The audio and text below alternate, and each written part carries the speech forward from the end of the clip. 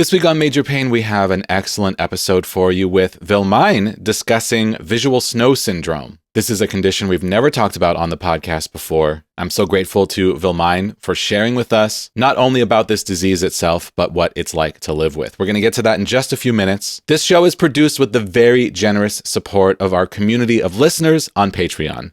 Thank you so much to our Patreon producers supporting the show at the highest tier of $25 per month, Steve Kavanaugh, Chris Fowler, Trish O'Brien, and Hipster Leia, and to the rest of our Patreon community, the patron tier at $7 per month and the supporter tier at $2 per month. You are all an intrinsic part of keeping this podcast running. If you're interested in joining us on Patreon, there are different levels of recognition and gifts when you sign up, including Major Pain coasters and tote bags made by my mom. And everyone who signs up gains access to our bonus podcast featuring myself and my wife, Andy, giving updates on our lives and our health and the adventures that we've been on recently. We got very behind in recording bonus episodes after our wedding, so we're doing a few fun things to catch up. In place of December's bonus episode, we've actually shared our wedding video. It's a highlight video made by our videographer. It's so cute, and it really gives you a sense of the magical day that we had. And then for January's bonus episode, I brought back my friend Sunny, who has appeared on this podcast in an episode about hypersomnia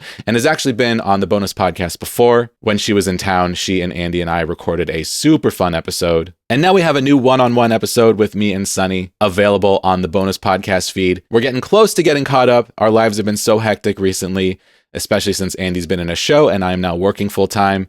But we're making it happen, and I appreciate the patience of our Patreon community as we work to get these bonus episodes to you. There's been a few fun changes on Patreon recently. I'm now putting up clips, little preview clips of our bonus content for people to take a look at. And we also have a free membership tier if you want to just sign up to get notified when new episodes are released, when new bonus content goes up, or be a part of our group chat to connect with other listeners of this podcast and myself.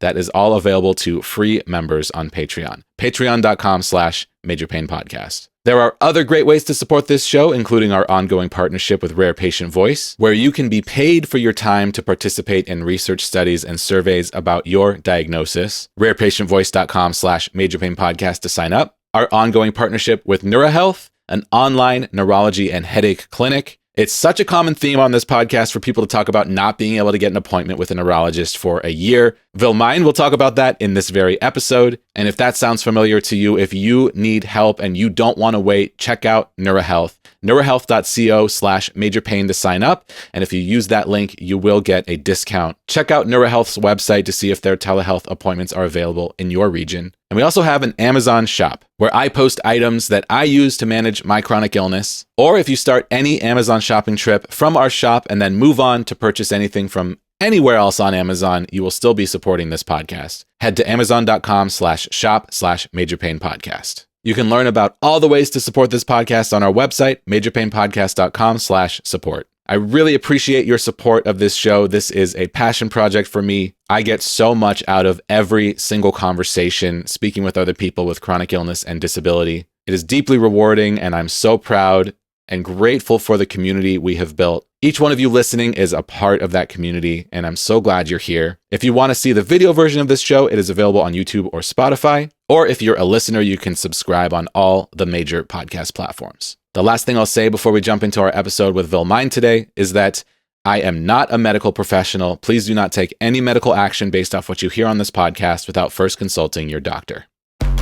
Medicine itself is kind of nebulous. My brain is just wired differently. You're feeling symptoms that the tests aren't showing exist. People need to hear your story. Welcome to Major Pain. I'm your host, Jesse Mercury, and I'm so excited this week to be joined by our guest, Willemijn. Welcome to the podcast. Thank you, Jesse. I'm grateful for being here. Thank you. My pleasure. Okay. Before we jump into your story today, let's get to know you a little bit. So, Willemijn, why don't you tell us about yourself? Well, my name is Willemijn. I'm 33 years old. I'm married and I have a son of 10 months right now. I live in the Netherlands and I work in healthcare. Awesome. What can you tell us about your work in healthcare? I'm a nurse, work in a medical center, but we go to patients at home. Mostly I go on my bicycle to patients and then I help them. I give them medication or I help them preparing for the day. Sometimes I have like evening shifts or morning shifts. So it depends. Yeah, that's so interesting to go into someone's home to provide healthcare. I mean, that's Yeah. a much more intimate version of that than working in a hospital. Yeah.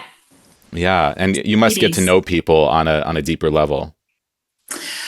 Some, yes, but some patients come and go. If you get patients with, they need care for wounds or some kind of an operation or a hip and they need medical care for that, then mostly after a couple of weeks, then we don't see them again. But Sure. sometimes you go to families and one of the pair has an illness like MS and you help them to get ready for the day, then sometimes you care for them for years and they know Right. you, of course. Yeah.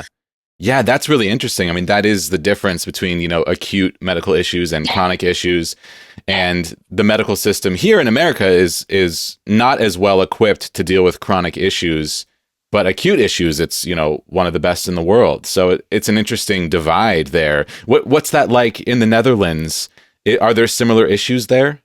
Well, I shall not say it's perfect, but I guess, yeah, well, we have a lot of rehabilitation centers. The drive here is for people to go home as early as possible and to get healthcare at home. But it's really a struggle to organize it in the right way. And of course, there isn't a lot of money in healthcare, so that's a problem sometimes. Yeah, I think those are unfortunately global issues. I'd Yeah. love to live in a world where healthcare was a human right. And even Yeah. in the countries where there is universal healthcare, there are a whole host of issues in facilitating that with individuals. So it all comes down to individual advocacy and each of us kind of fighting for what we need, which is such an important skill to have if you're dealing with a chronic illness. But I'm so interested to hear your story because, talking to healthcare professionals is always so interesting. People that have their feet in both worlds, the provider and the patient. So let's get into it. Willemijn, what is your major pain? My major pain is visual snow syndrome. Wow. Visual snow syndrome. This is a new one for the podcast. We've never covered this. When you reached out, I'd never heard of this before. So I'm always so interested to learn about diseases we haven't covered. What is visual snow syndrome? Well, visual snow syndrome is a proven neurological condition and it has a lot of symptoms, like 24 or more. But for me, I have static in my whole view. And I see this static with my eyes closed and open. Wow. And that static is like the static of an old television. You know that, right? The Yeah. black and white and the moving. And it really looks like that. And my static moves. So it's very busy in my view and it's moving. One symptom I have is tinnitus, and that's extremely irritating. I have after images, so when I look at something and there is like light behind it or bright light and I look to the left and maybe it's your head and then I look to the left and I see your head there hanging for a couple of minutes. One of the symptoms that I really don't like is blurred motion. If I'm saying it correctly, is that when I walk around, it's like everything is like in slow motion. So when somebody does this, it's like in slow motion, and that really freaks me out. Yeah. Paresthesias is a symptom known for visual snow syndrome. I do have that. I do. So there are like visual symptoms and not visual symptoms. And I also have paresthesias. And Wow. What is paresthesia? it's like burning or cold sensations or prickling sensations in your body. Wow. And brain saps sometimes, and inner tremors. Brain sep, what was that word? Yeah, well, they call it like brain steps, and it does feel like that. Is that when you're walking around, it's just like I don't know, it feels like that, like something. Yeah, it's really weird. But the Wow. most annoying thing and the most deliberating thing is the visual symptoms. It really is a big problem for me. Hmm. And one of the symptoms that I also is a big problem is depersonalization.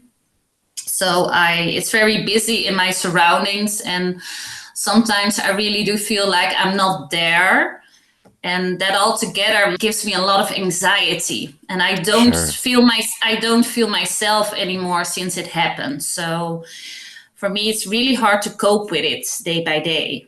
Yeah, I mean, all of that sounds very difficult. Depersonalization, it's like you're looking through someone else's eyes at the world. Is that sort of how it feels? Yeah, yeah, it Wow. feels like you're not really there. And if you're also experience all these other overstimulating symptoms, because that's what it is. You have flashes of light, tinnitus. Everything is moving because of the static. You cannot see very well. Actually, I cannot read anymore. Light sensitivity is a big thing. So most of people with VSS wear these great glasses. So it's really difficult to Yeah. cope with this. Yeah. Wow, I can't imagine. I mean, each one of those things is difficult to deal with. Yeah.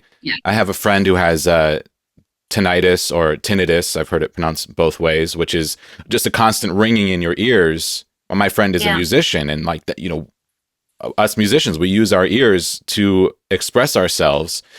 So that can be very difficult.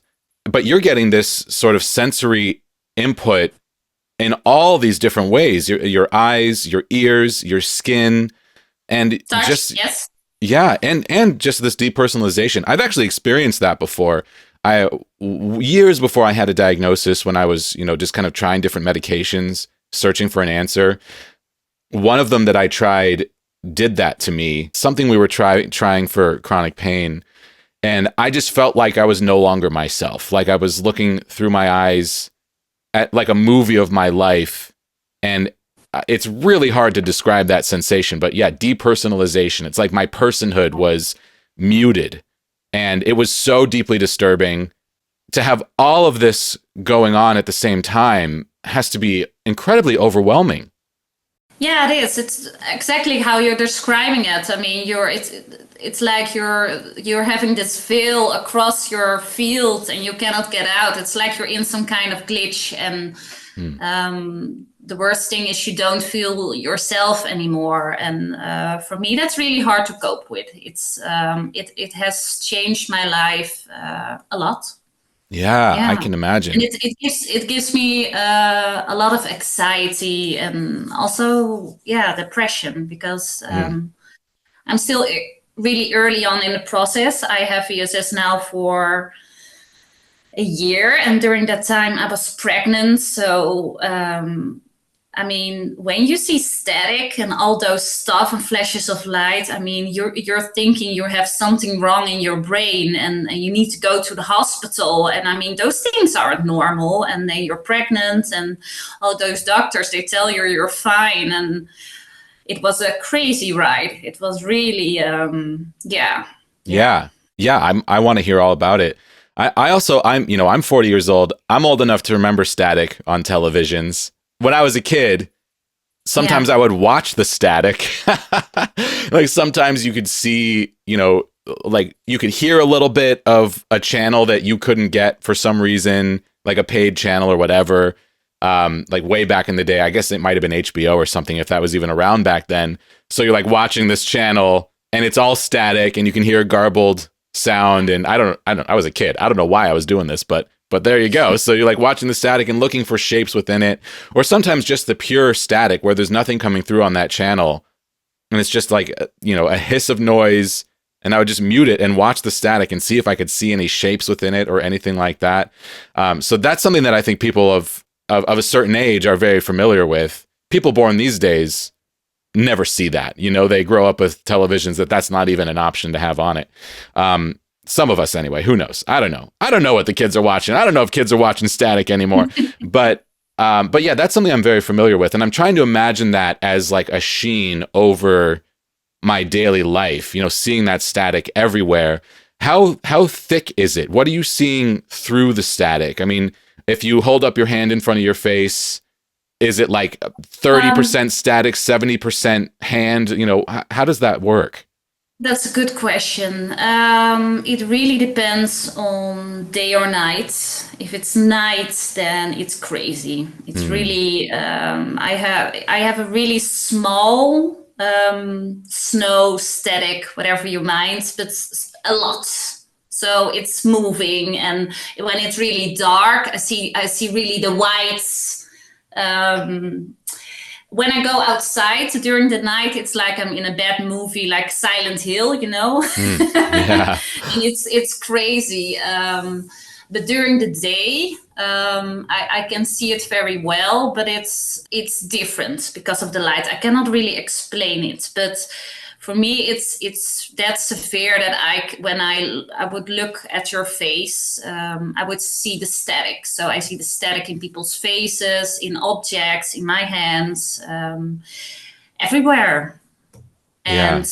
And I've met a lot of people with VSS, and they all have it in different sizes, colors even. So it really depends on the person, I guess. And there's also you can also have VS, so just visual snow, and then you only have the static. You only have visual snow syndrome, so that's a whole nother beast if you have with 3 more symptoms. So like I told before, tinnitus or the after images and the palinopsia, then you have VSS.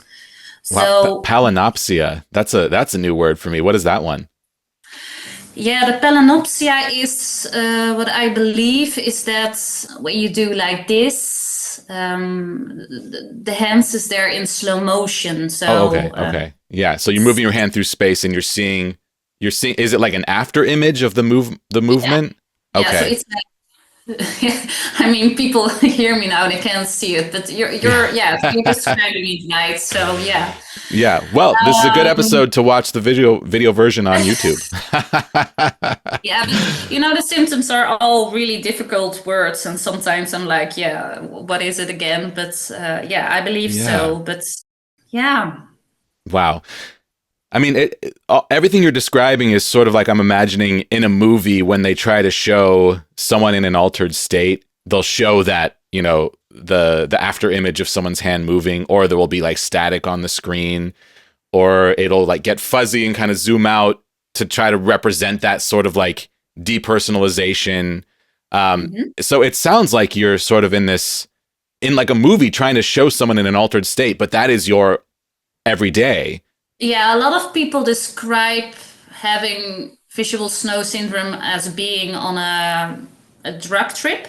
Yeah. I never have used drugs, so I don't know, but I have seen like in movies, and I believe it can be, yeah. Did this start before or after you got pregnant about a year ago? Well, there has happened a lot, so I don't really know what the trigger can be. The whole medical thing has started 4 years ago. Oh, wow. I woke up and I couldn't walk anymore, so I was in a wheelchair. So that's 4 years ago. For 6 months, they didn't really know what was going on. They thought it was a hernia, but they didn't know for sure. And for everything, there was a waiting list for 12 months for a neurologist. Yeah. So during that time, I just tried myself with physiotherapy and swimming. And, you know, I was already glad I could go back to work, and my leg was like not strong anymore and not the same. But I was like, okay, I'm happy. I can walk again and I'm fine, you know. And but I felt some buzzing in my leg, like tingling, and but I thought it was from the hernia. So 1 year later, I got tinnitus, severe tinnitus in 2 ears. And well, a year later, I got pregnant. And when I was 20 weeks pregnant, I got the static. And I had heard from VSS before, because when I had got tinnitus, I listened to the podcast Tinnitus Talk. And they talked about visual snow syndrome, because like 80% of people with visual snow have tinnitus. So when I saw the static, when I woke up, I was like, shit. I knew at that moment that all those symptoms would come up, like very fast, or in a couple of days, or in a couple of weeks. And it did came, and it was the most stressful period in my life, and it was awful, and it never went away. Wow. So, but I also got COVID just before. I fell from the stairs. So a lot has happened. Yeah, no kidding. So, wow. Yeah. I mean, waking up and no longer being able to walk, I mean, that's scary. And to not be able to get to see a neurologist for 12 months to figure out what's going on. And it sounds like you never really got a clear answer about what was happening there. No. And it reminds me a little bit of small fiber neuropathy, which I have. And I've had issues walking. I used a wheelchair for a long time. For me, we believe that mast cell activation was triggering small fiber neuropathy, which was affecting my legs. Small fiber neuropathy is a form of dysautonomia that can affect your legs and make it difficult to walk. And I say that it sounds like that because of what you were describing with that tingly feeling, the pins and needles feeling. Is there any thought with you of like some underlying autoimmune condition or anything like that that could be triggering this sort of dysregulation in your body? Yeah. When my son was born, I had this thyroid thingy. What happens a lot with what happens a lot with women who are pregnant. Okay. Then it changed to Hashimoto, so that's an autoimmune disease. Yeah. Oh wow. So okay. I'm in medication right now. Wow. But at the same time, the neuropathy and the paresthesias I talked before, and who the symptoms are a lot like small fiber neuropathy, like a bomb exploded, happened or became more there, like 4 weeks after I gave birth. So my hands and my feet became red. I couldn't walk on them that great. I couldn't hold things. They felt very stiff and painful. And the allodynia, that's a monster for me. So that's the sensitivity to touch, right? Yeah. So, and then again, I have to wait 12 months now for the nerve center in Maastricht. So I'm waiting. Yeah. So, it does make me feel depressed. Yeah, of course. Yeah. Of course it does. Yeah. I mean, a couple of years ago, I was this happy-go-lucky nurse, and I wanted to get married, and we were saving up to go to Japan and Bali, and so it's been a long ride. Yeah, absolutely. I mean, this would be a situation that would bring up anxiety and depression for anyone. And you've mentioned both of those things, anxiety and depression. Can you talk to me a little bit about the mental health toll that this has taken? Yeah. When the VSS started when I was pregnant, it was very hard for me to keep cool. I found comfort in Reddit and Facebook because doctors really don't know much about visual snow syndrome. I mean, normally I would say go to a doctor, but for this subject, it's not really possible because they didn't actually believe it's something real. But after a couple of months, I stopped it because there is also a lot of negativity there and a lot of stuff that isn't really true. So in the beginning, it helped me to learn about it and to get some advice about it. And after that, I went into a lot of therapy. A lot of friends and family didn't really understand. So I I had to depend on myself and my husband, and he really helped me. So yeah, I don't use any medication right now. I hope something will come up one day, but right now I'm trying to learning how to cope with this, and I really do hope that someday I can go back to my work or can do the stuff that I wanted to do. Yeah. But So you are on leave from work right now? yeah, I am. Yeah. Yeah. And this is so unfair. It's like you're dealing with this thing that is so difficult, and you want to be able to go to a doctor for help, but it's so little known, so little understood that, and it sounds like there's not even really doctors that specialize in this, at least in your area. So like, who do you go to for help? And not only that, but then there's people who are saying that it's not real.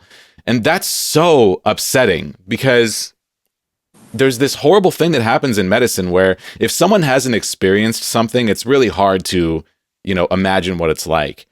And for me, when every time I listen to a story on this show from any of our guests, I believe everyone. I take everything that everyone says at face value of like, this is what's happening to me. It's like, yeah, tell me about it.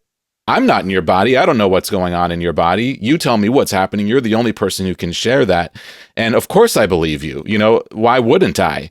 And I'm so upset, and it's happened to me too, that I will tell doctors what's happening in my body and they just don't believe it. It's like if they can't experience it, they don't believe it. And if they haven't heard about it from a bunch of other people, they don't believe it. And this sort of hesitation to believe patients is really frustrating.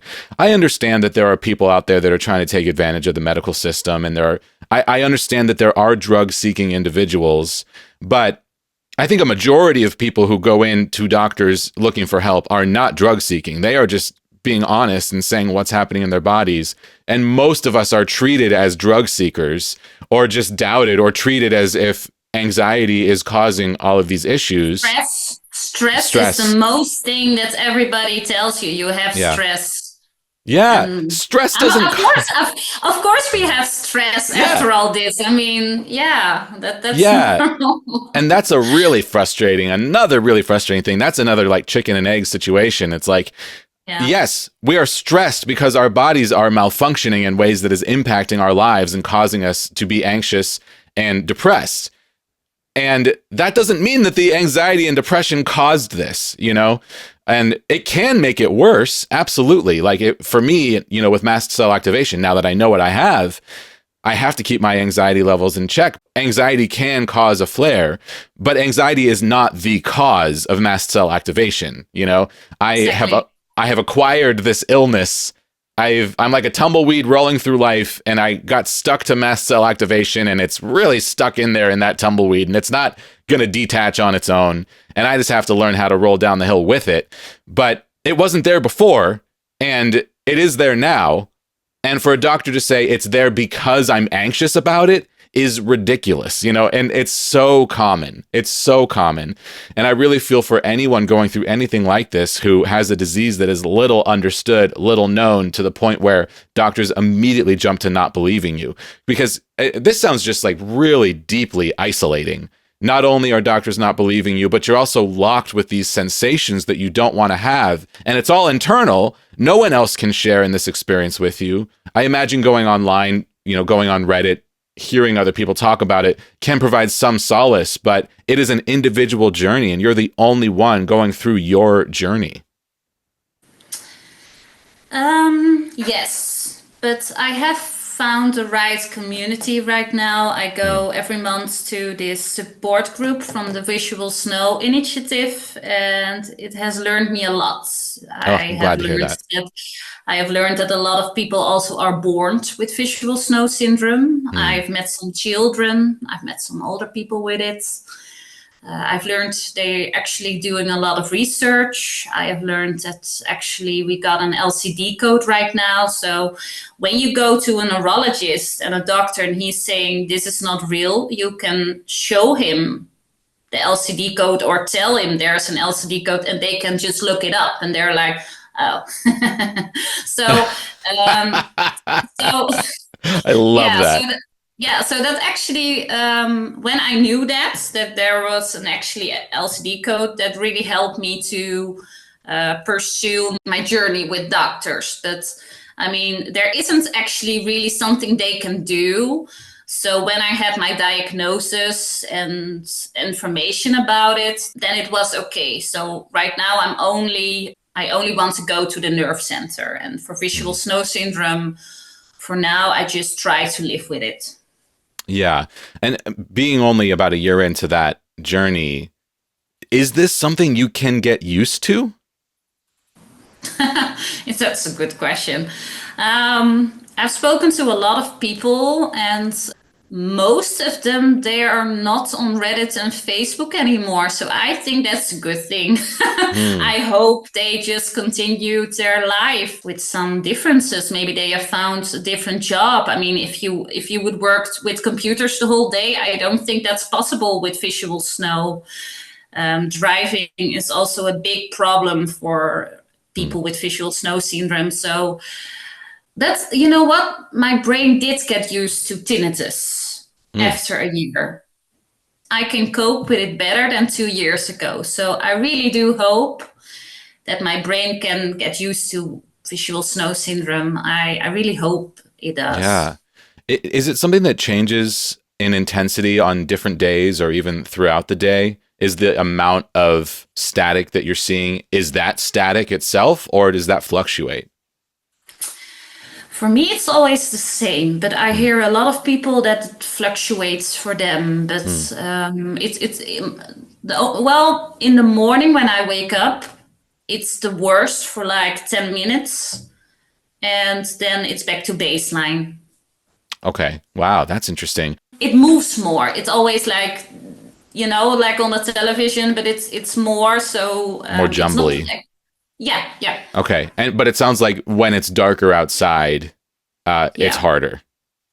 Yeah, and I thought about it, and I don't know really why, because the colors I see most is white and, how do you say it, fluorescent, like Fluorescent? Yes. So when it's dark, you see all these white dots flowing. That's not normal. No. And during the day, it's like all the objects are moving because the static is in between, you know? So it's, I see it, but it's less obvious. Okay. Yeah, that makes sense. And I can't imagine this all starting right when you're having a baby, too. I mean, you're a new mother dealing with this new illness. Can you tell me a little bit about that? Well, actually, when he was born, the first 2 weeks were the most happiest of my life, actually. Yeah. I had visual snow, and I don't know. I was like, I'm going to do this, you know, then I'll stop working and I'll just be a mom, whatever.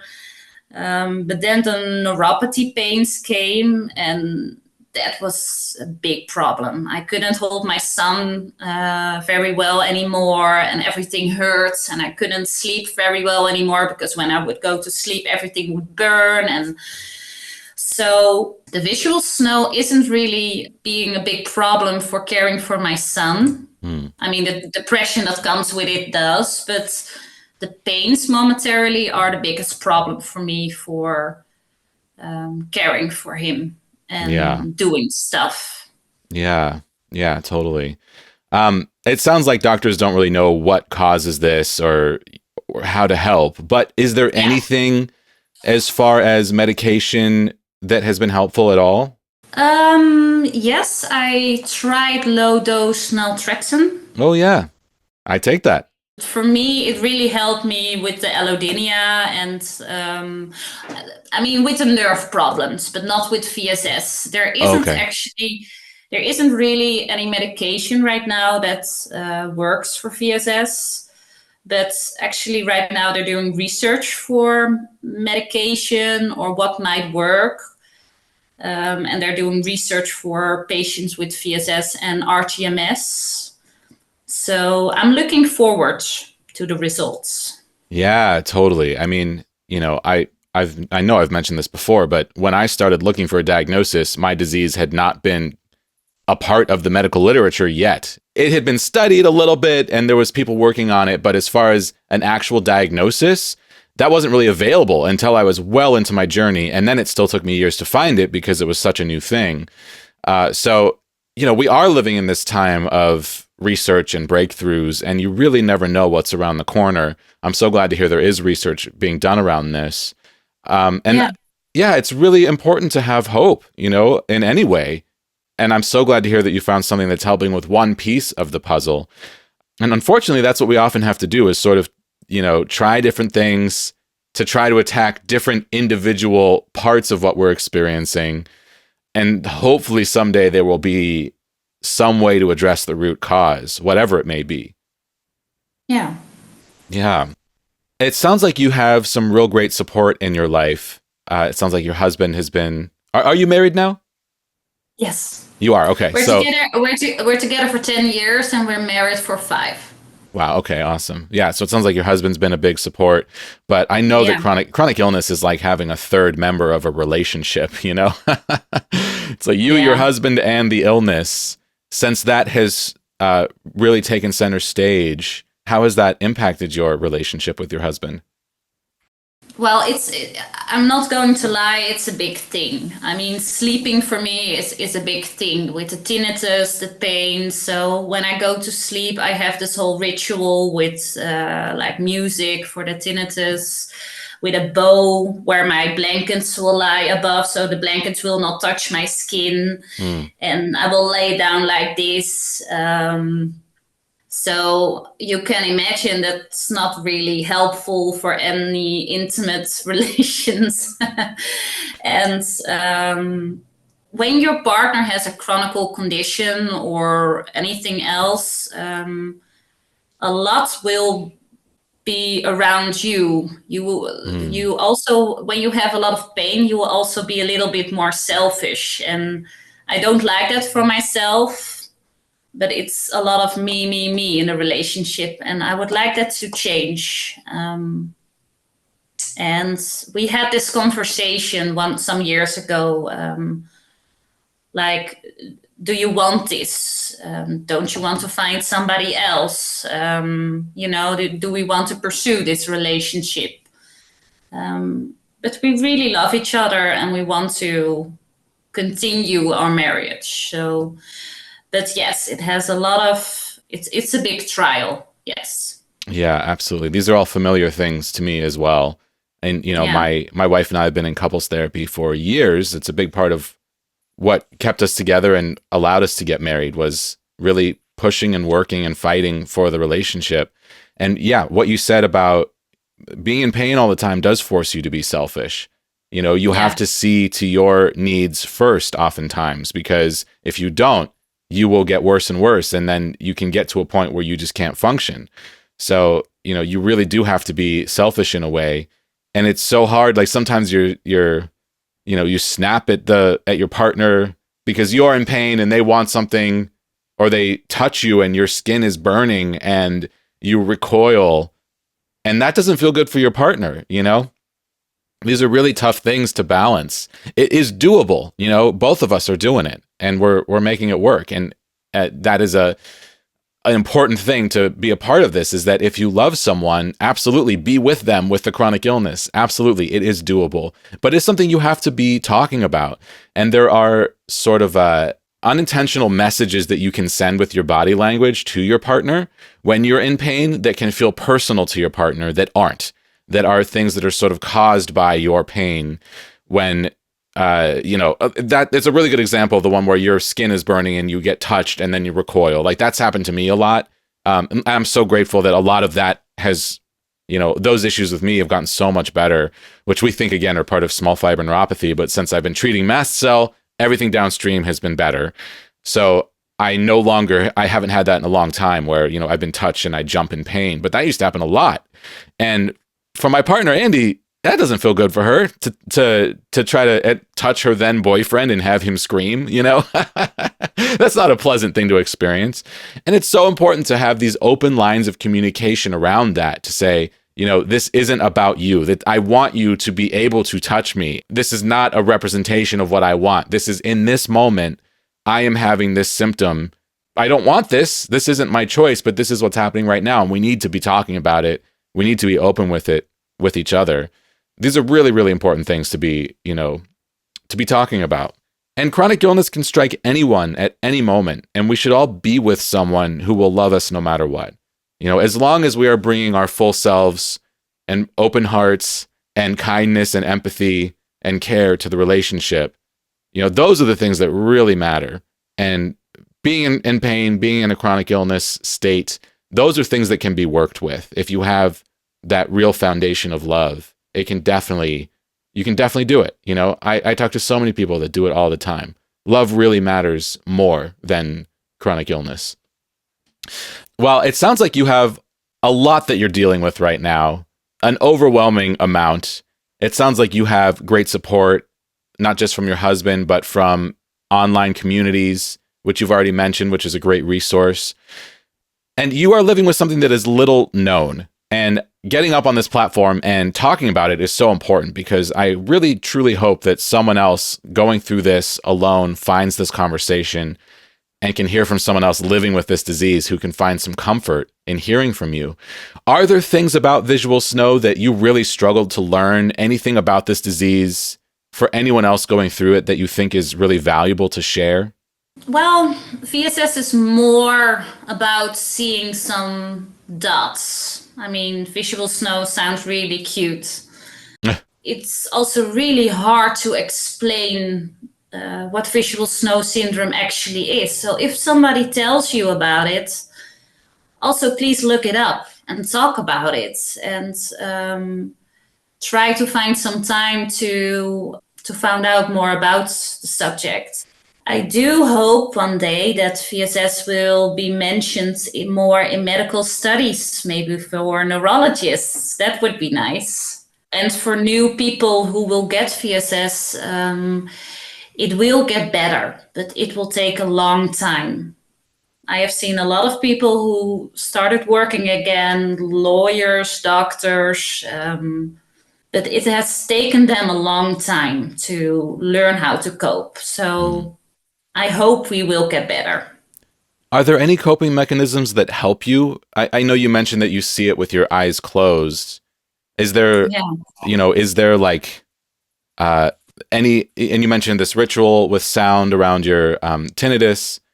Is there any ritual that you have with your eyes? Anything that is calming or helpful as far as, getting some rest and relaxation? That's a good question. It depends if I don't have the flares with the neuropathic pains, because if I have that and the tinnitus and the static, then it's too crazy for me. And then I just go out of bed, watch a movie, and I try it again. But I like to listen to Get Sleepy. It's a podcast about stories from the Brothers Grimm, and they tell it on a very slow pace. And then I just listen to it, and it distracts me from the pain and the, and the tinnitus. And I do like that. So for me, normally I set that on, or a podcast from Jane Eyre or something. So podcasts, yeah. Yeah, that's totally. I mean, that's a great one. Distraction therapy was one when I was, really doing rough. That was a big one for me. Yeah, it has become a new hobby, because reading is really difficult right now. It's not, I can read, but it's not, it gives me a lot of headaches and migraines, and no. Yeah. Well, I have one more question for you. So if you could go back in time in your own life, let's go back a year ago. I know that this all sort of started for you about 4 years ago, but and what a ride you've been on, and so much you've experienced. But since we've mostly focused on the visual snow today, and that's been about a year, if you could go back to the day before this started for you, is there a message you would share with yourself?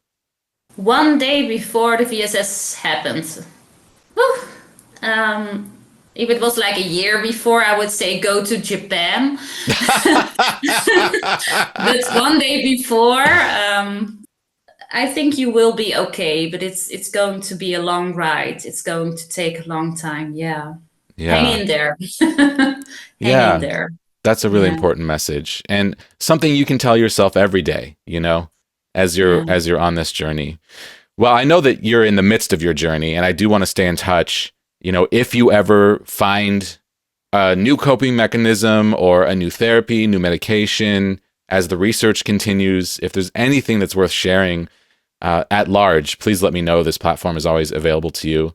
And please let us know if you'd like to plug your social media or anything at all, you know, Visual Snow organization, if you can remind us again, the one that you found that's so helpful, anything that you'd like to plug. Yes, the best information is from the Visual Snow initiative, directed by Sierra Dome. And they will tell you everything about researchers, the support groups. They help me the best. Okay, that's a really good one. And if anyone wants to get in touch with you, I mean, this is always a good question to ask. If anyone is listening and has any ideas or recommendations for you, is that something that you are interested in? Yes, please, because I think it's small fiber neuropathy, but my doctor is still in doubt. So if anybody hears this and has a suggestion, please contact me on Instagram, Facebook. Awesome. Whatever. Yeah. Awesome. I'll tag you on Instagram when this podcast goes live. And then people are also very welcome to email me directly, majorpainpodcast@gmail.com. Just mention this episode and I will pass that along to Willemijn. I'm always happy to do that. Thank you so much for coming on the show today and sharing your story with us. It sounds like a lot of what you've been through is so painful.